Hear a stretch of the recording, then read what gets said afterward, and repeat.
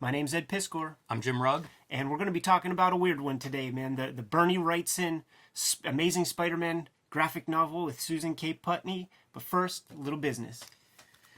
My latest comic, Octobriana 1976, world's first blacklight comic, is available now in comic shops everywhere. And we just sent out a big order to these comic shops, so you should be able to get them wherever your shop is or ask your shop to order them. We also sent out some variants, so if yours is one of the better comic shops out there, you could find the black and white or the retro color edition as well. And these things are selling really well. I can tell you at the publisher level, we are almost sold out. That's so awesome, pick it up man. if you want a weird comic in your collection. Congratulations, Jimmy. Speaking of weird comics, it was a 3-page week this week at the Kayfabe compound, man. As I was finishing issue 4 of Red Room, complete with a girl wrenching out a deformed old lady's eyeball with a Jolly Rancher stick. But don't worry, she pays for it. Patreon.com/Ed Piskor. I'm serializing Red Room up there. At least 2 pages per week. $3 gets you the archive. 4 issues are completed, but that's for the early adopter because early next year I'm going to start putting out the proper issues of Red Room, hopefully on a monthly basis. 2020 is meant to produce and get as much done as possible before putting it out there on a monthly basis.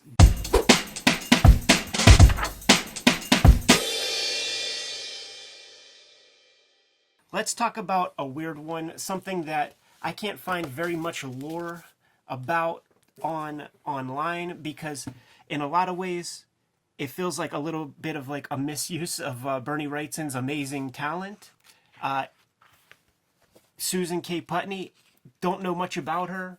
She wrote a sci-fi story or two in like some anthologies. It seems like a weird match. Something tells me that they may have known one another. You know, like it could be like one of those kind of scenarios where they're like just friends in New York and made a comic. It is weird the lack of information that's available. Like I certainly Googled to try to find out who this person is. Bernie Wrightson, a giant of the industry, and then teaming up with somebody that has almost no internet footprint.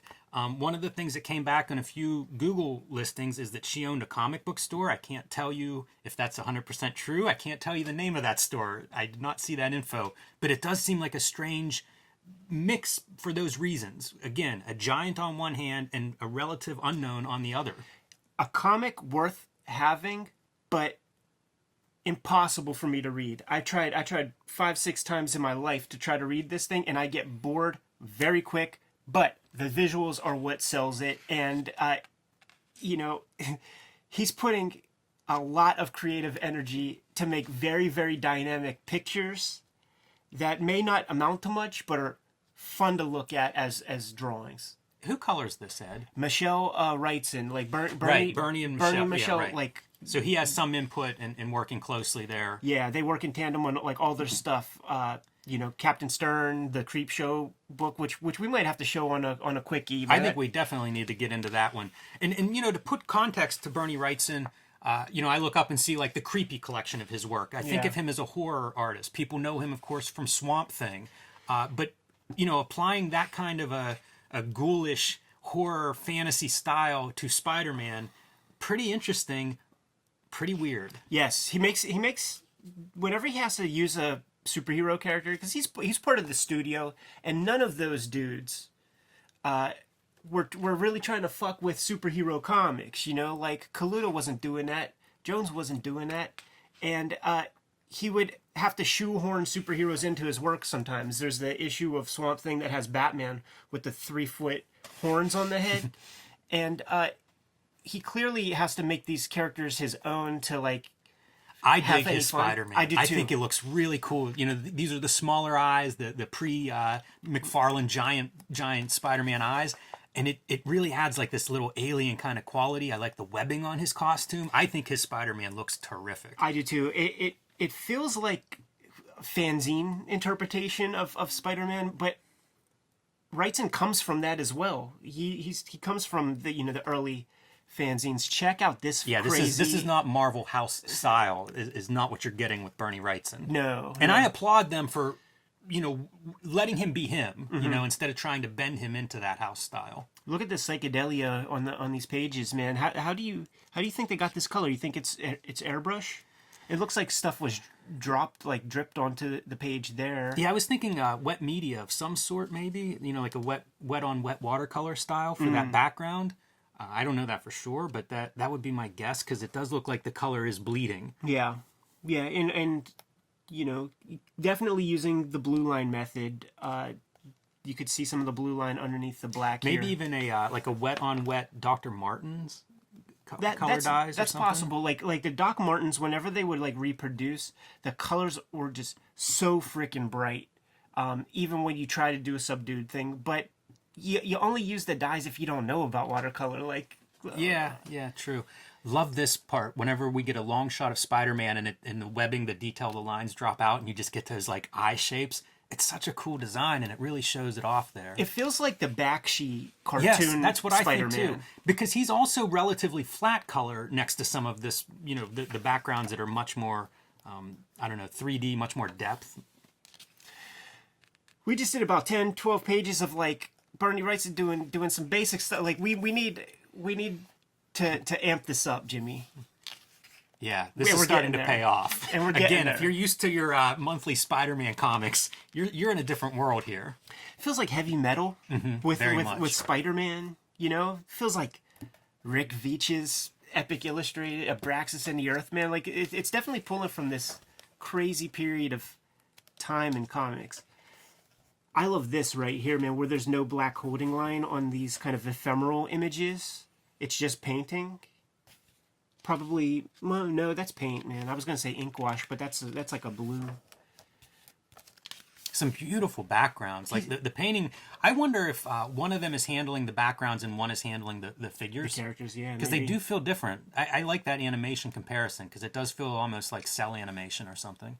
This is after, like, Wrightson has done his tour in Hollywood. He's designed the Ghostbusters, you know, monsters and stuff. He's done all that sort of stuff. So he's expensive. I imagine that the money put down for this was a lot. You know, the investment from Marvel, and you know they're putting in the work. This is very imaginative stuff. Should say 1986 publication date on this, and I have no idea how long you worked on it, or you know, Right. if this was a longer gestation process to create this. Known for his amazing monster designs, that's what he went to Hollywood for, and here we go, ladies and gentlemen. Once again, you hire Bernie Wrightson, you want him to do this stuff. Yeah. So again, good job, Marvel, on that front. Some cool storytelling here. Yeah, it looks nice. It is a beautiful book to look at. That's when Captain Stern turns into his other form. Like if you watch the Heavy Metal movie, the little nerd guy turns into that. Great disgusting color on this character, man. When you see his pukey greens and boogerish looking color. It's so bizarre for a Spider-Man comic. The girl is like, she's the connective tissue between the Yeah. whole thing. And it's so boring. Like it's just like, just get her fully out of there, because all of this stuff is like what we give a fuck about. Yeah, it does seem like, you know, you could have this very nondescript character that bridges this gap, or you could have plugged Doctor Strange in there, right? Like, Right. I don't know about that choice. Boom, money shot after money shot from here on in, boys and girls, and we're going Lovecraftian. We're going John Carpenter's Thing with this motherfucker. Yeah, Look at and that shit. What a great fight thing. Grab that tool, man. Spider-Man's fighting for his life when he's using the boat anchor, this floating boat anchor. But still a Marvel comic, so we got to get some of that in shadow. Yes. Along with his crotch area, the monster crotch area, put that in shadow. We don't want to know what's going on there. Wrightson lighting is always something worth noting, because you really get a sense that he understands the volume of the forms that he's drawing. And you can find interviews on YouTube where when he was working on the Frankenstein stuff, he legit built sculptures to cast light on, so that he could try to figure out how to get that to work in a black and white line. This is just amazing, this blob. Organic matter. It's so clear looking too, like it's not, you could muddy this up, and we've looked at many of Outlaw comic where it just is like blobby mass. This feels so much like Fangoria, Yeah. like Toxic Avenger. You know, there's a 10-year period or so of movie making. Cronenberg, Right, body exactly. horror Like shit. this fleshy kind of gelatinous, organic monster stuff effects. It feels like he's pulling from all of that, maybe informing all of that too. You know, I ain't saying influencing it. I ain't saying nothing about Bernie, man, but like when the plebs started to be able to get hold of that acid, they saw visions, man, and that shit factored into the art that was made at the time. And here we go. Look at this. If you thought that creature looked good to begin with, look at where we're at now. The conceit is that every time this creature gets its ass beat, it becomes stronger. Like and it continues to morph and change. This is a $30,000 page at least, man. Oh yeah, you mentioned lighting, Ed. I don't know if there's a better piece in this book in terms of lighting. I mean, this is spectacular with the double lighting of like the lightning on the top part and then the fleshy reds and purples underneath. Because I had to draw a guy with his chest kind of like cut open and look at all of his organs, I do recognize this to be a tract of large intestine, man. I'm with you. That's disgusting as fuck. It is. It is. I won't argue with any of that, but what a cool looking image. Yeah. Amazing monsters. But then juxtaposed with like this stiff, backshy Spider-Man. I love it. I do too. I like the Bakshi Spider-Man. I think that's spot on in terms of what this design looks like, and very cool in a way. It's like this is the coolest animated Spider-Man episode you've ever seen. Here's the keyframes for that animation right here, man. Right? Yeah, for sure. Like usually they'll do like a very thin line and color it less opaque when you see like the in-betweens. And then also like this is a weird like where it's almost like two Spider-Man. You know what I mean? Like you just don't see it that way. It's really neat looking. It's a little bit confusing in reading. Obviously we know it starts here, but as a reader, you start in the top left. You know, like it doesn't totally work, but it works well enough and it looks great. It's such a cool page. How about the webs, man? That's pretty gnarly. Yeah, kind of gross. Yeah, it's the highlights that make it extra gross. It is strange that they choose this character, right? I mean, like, Stephen Strange, right? Like, why wouldn't you do that? Marvel has characters that would bridge this gap. Like, you don't need to introduce a character with virtually no design element to her character at all. Yankees hat. Yeah, right, yeah. Cool dragons. Yeah. Look at that Sweb shield, boy. He's going to need it. Yeah, ready for another money shot? Hit it, man. Boom! Yeah, that's classic stuff. Using the web shield to prevent fire. Like, in a Stan Lee comic, he would say stuff like, good thing I have my asbestos webbing, so that... we could play on those themes, man. We could update that story for the new millennium. Yeah, that's a no prize waiting to happen.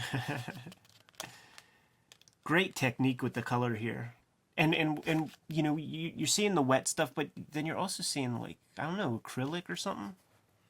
I don't know. The texture on the dragon's skin, like on his tail and stuff, where you see that highlight. Yeah. It's really strong. You know, like he nails these textures. They really earn their money in terms of coloring on this. Yeah. Cool to see a lot of ink line on top of the color. This is the first time that we really see that in the comic. It sort of flattens things out in a weird way. It works pretty well, and I like the glowing mouth as a good effect. And I think you mentioned blue line probably as the coloring method early on, Sure, and I would guess that's true because of the black line sitting on top of it that way. Yeah. Maybe one of the greatest sound effects in Marvel Comics in 1986. Man, look at that explosion of like the gut, the organic material around the edges of that explosion. Yeah, Google, Whale Beach, California, 1975. Wrightson was a real like reference head, you know, like he used a lot of ref, man. So I wonder if he had a videotape of the whale explosion of 1978. What a corpse file. You start having those kind of things. That's going deep for reference. I always, like, I can't do this shit, but I like to see when the artists do the weird smoke in line like that. You know, like that's like Philippe Droulet. Right. Definitely the French guys would do that. And there we go. Not done yet. Incredible. Another good lighting piece. Yeah, there's like 3 of these amazing double page spreads. And then, of course, the cover being maybe a 4th version of it. Yeah. A wild comic, a weird comic, a comic I didn't know even existed until maybe 2 years ago. Very, very trippy. And it just creates questions in my mind. Like Bernie could write his ticket, and something about this inspired him. Like he's not a job guy, you know? Yeah, I mean, it does look great. He certainly seemed engaged. You know, Yeah. it's Spider-Man versus a cool monster design. Who knows why people do any of the jobs they do in comics? And then especially if he's doing this in 84, 85, something like that, what's available? You know, like you probably, it's almost like an actor or something. You know, you always think like, why would that actor do that role? But how many big movies come out a year? It's not like you can pick and choose that much. Pretty cool ending. Look at the Lynn Varley looking Sin City Silent Night cover snow right there. Yeah, weird. Wild one. Good Wild one, stuff, Jay. man. Glad to flip through that. That's a definitely an unusual looking Marvel comic. Yeah, it's been a while since we did a Bernie Wrightson focus piece. Thought, why not pull out a weird one, you know? I think maybe all of Bernie Wrightson's works are weird to some extent. True enough. Should we get back to making our own weird comics, Jim? Yes. Kayfabers, like, follow, subscribe to the YouTube channel. Hit the bell so that we can notify you whenever the next videos are available. Octobriana is in stores right now. Selling out quickly, man. So get your hands on it ASAP.